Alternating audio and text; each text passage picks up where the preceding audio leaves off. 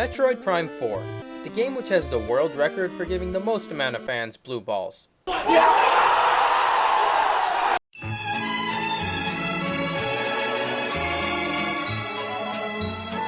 One day, guys. One day. Everyone's excited for it, but you really haven't played any Metroid Prime games before. Or you have, but you just need a refresher because the last time a Metroid Prime game came out was in whopping 2007. You've come to the right place. Metroid Prime is technically a spin-off, but ended up way more popular than the main series, and for good reason too. The series has been widely praised for its detailed environments, unique boss fights, and the overall feeling of dread throughout the game. Seriously, this soundtrack isn't one you blast in the car on the highway, unless you're Dark Samus or something. And for all those aspects, Nintendo decided to bring it back in a new installment. Metroid Prime 4 is coming out eventually, and this is going to be many people's first Metroid 3D experience. Well, sit back and try not to lose your power suit upgrades like literally every Metroid game, because I'm going to give you a rundown on everything you need to know about the Metroid Prime series. Keep in mind that this is a simplification with obvious spoilers. The games are really good, so if you can, I recommend play them and try them out for yourself. This is the series timeline. There are some side story games that are pretty unimportant to the mainline Prime games, so I'm not going to cover those in this video, except any relevant information. Alright, enough exposition, let's just get started. First things first, this is a Chozo. Breadman! An extinct ancient species / race who were extremely intelligent and had super advanced technology. This is a Metroid. Not this, at least not yet. Metroids are parasitic organisms which suck the life energy out of living things, usually killing them in the process. But hey, they're cute enough to compensate for it. They also come in many different forms. They're created by the Chozo in order to battle the X-parasites, which are even worse parasites, but I won't get into those here. This is Samus. She's a bounty hunter, a professional badass, and our main character. She also wears a power suit most of the time, despite what you might see on the internet. She works with the Galactic Federation sometimes, which I'll call the Feds for this video. They're basically the government of space. The good guys, if you will. And then we have the opposition, a group called the Space Pirates. They're really smart bad guys who use biological weapons, and also include our boy Ridley, a hyper-intelligent space dragon thingy who happened to kill Samus's parents. Okay, cool. Let's move on to the story. Metroid Prime 1.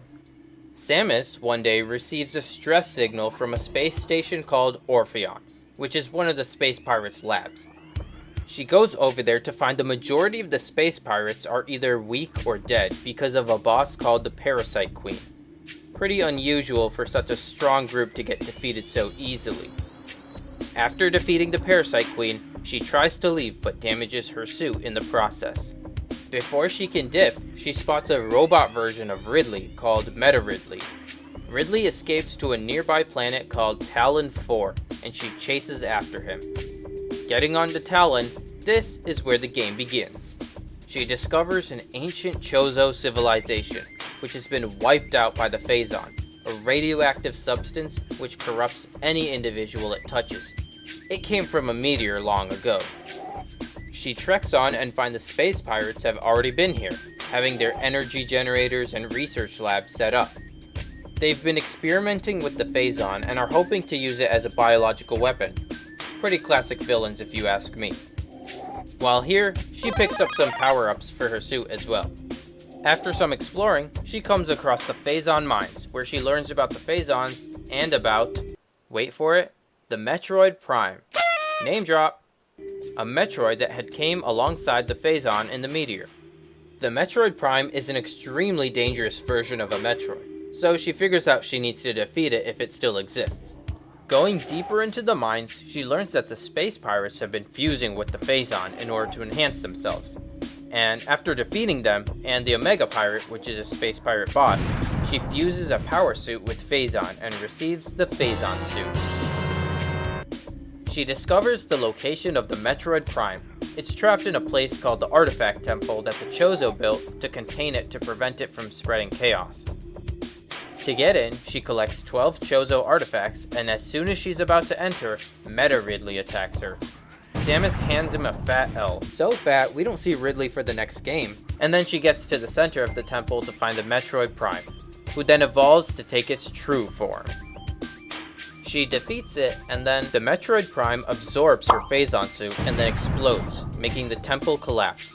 She gets the hell out of there, and after she leaves, the Metroid Prime can be seen turning itself into Dark Samus by using the Phazon suit as a template. On to Metroid Prime 2, Echoes. This game revolves around a planet called Ether, inhabited by a species named Luminoth. One day, a meteor containing Phazon crashes into the planet, damaging the planet and its life energy, called the Light of Ether. After the meteor hits, Ether is duplicated in an alternate dimension, with the new planet being called Dark Ether. Dark Ether houses a species called the Ing, which are shapeshifters that want to kill their Luminoth counterparts. Because the planets are inherently connected, they share the same life source, so a war emerges between the Luminoth and the Ing over the Light of Ether. The space pirates get involved too, because of course they would. They get caught setting up a base in Ether, and the feds call Samus to deal with them. Samus gets there with her ship conveniently destroyed, and she finds the Federation soldiers there dead. Then comes in our star of the show, Dark Samus, aka our Metroid Prime. Dark Samus is seen escaping into a portal to Dark Ether, so Samus follows it only to be immediately captured by the Ing. They pretty much rob her and toss her back into the portal to regular Ether. Smart guys. She starts exploring Ether and finds a temple, meeting a Luminoth named Umos, the last remaining guard alive. The Luminoth aren't doing so well in the war. He gives Samus the rundown, and he tells her that she needs to retrieve the Light of Ether, otherwise they're pretty much done for. Samus treks around the different biomes of the planet to gather light pieces. Along the way, she'll run into Dark Samus, space pirates, and some of the Ing, but eventually she gets 3 pieces of the light. Umos tells her that the last piece of the light is in the Sky Temple, and he gives her the light suit to help her get it. She confronts the Emperor Ing to get the last one, defeats him, and grabs the last piece. Because of that, Dark Ether starts to crumble, and she gets the hell out of there. On her way out, a super demented version of Dark Samus confronts her, and is swiftly defeated by our heroine. She gives Umos back the light, and psych, the Luminoth weren't actually dead. They were just having a sleepover. They wake up, throw a party, Samus leaves, and the game ends with Dark Samus recreating itself over the planet Ether. And if that wasn't enough, the feds are seen leaving the planet with tons of Phazon for bioweapon purposes. And finally, if Samus wasn't sick of Dark Samus enough already, it comes back in Metroid Prime 3, Corruption. A couple things happened between last game and this game. There were some side stories which were pretty irrelevant, but the most important part is the introduction of a character named Sylux. Sylux is a bounty hunter who hates the feds, let's go, and Samus. He's pretty much Samus's rival. Not a lot is known about him, not even if he's human or not, but basically he wants to kill Samus eventually. This game starts a couple months after the last game. One of the top guys of the feds calls Samus and 3 other bounty hunters for tech support. No, really, they have to clear viruses from a bunch of computers around the galaxy called Aurora units. The feds at this point are openly using Phazon for their own soldiers, which is extremely inhumane, and causing them to get sick as well. Definitely not shady. It's also revealed that they're being controlled by an unseen leader who's giving orders from the darkness. Even more shady. Just as they're about to leave, the space pirates, I know right, attack the Fed ship, and Samus and 3 other bounty hunters are deployed to planet Norian, where the space pirates want to attack next. Samus then learns another Phazon meteor is headed towards Norian, so they have to get up the planet's defense system in time. These meteors are called Leviathan seeds, and just like Aether, are a death sentence for all life forms on said planet. Hold up, guess who's back? Yep, this time Meta Ridley shows up infected with Phazon himself, also now loyal to Dark Samus too. Samus defeats him, and just as they're about to activate the shield, speak of the devil, our good friend Dark Samus appears. Dark Samus actually does a pretty good job this time, and Samus is barely left alive.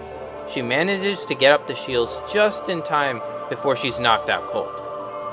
She wakes up after a long nap, and I mean long nap, about a month later, only to learn that she's been infected by Dark Samus's Phazon. The feds give her a special suit edition to use the Phazon power inside of her body to strengthen herself, again super shady of the feds, and they let her know that the 3 other bounty hunters have gone missing. These 3 individuals have gone to planets with Leviathan seeds in them, so Samus goes to each of the planets to destroy the seeds and save her colleagues, only to find all of them have been infected by Phazon. On each planet, Samus is forced to defeat the corrupted individuals, and every single time, Dark Samus shows up at the end to absorb Samus's friends with no regard for human life. Throughout this process, Samus slowly gets more and more infected by the Phazon herself, and she finds herself in the space pirates' home planet, managing to stop some of their plans for more destruction. Ridley shows up, and him and Samus battle it out, but at this point, they're both heavily corrupted by Phazon. Pretty sad to see how both rivals are influenced by something much more powerful than they are. Anyways, another L in the books for Ridley, what's new? And Samus then pinpoints the origin of all this Phazon mess. Planet Phase. Samus and the Feds steal a Phazon battleship and create a wormhole directly to Planet Phase, and find Dark Samus at its core. It was the hacker of those computers all along.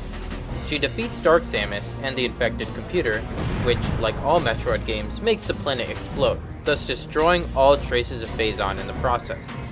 After a hard day of work, the game ends with Samus flying off into space, being slowly pursued by Silence.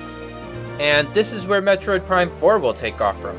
Will Dark Samus somehow use plot armor and survive? What's the deal with Silence? And who is the leader of the Galactic Federation? Find out next time in the next episode of Metroid Prime Z, which is hopefully out by the time you're watching this video. The Metroid Prime trilogy is a classic, and no matter where they choose to continue from here, the series will be revered as one of Nintendo's best decisions for a fresh new take.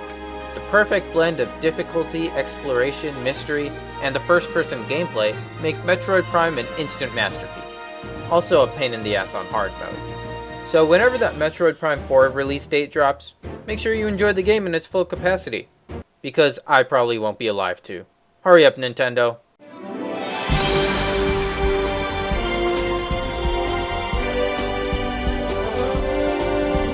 Thanks for watching. Subscribe or I'll absorb Phazon and turn into Darktafar.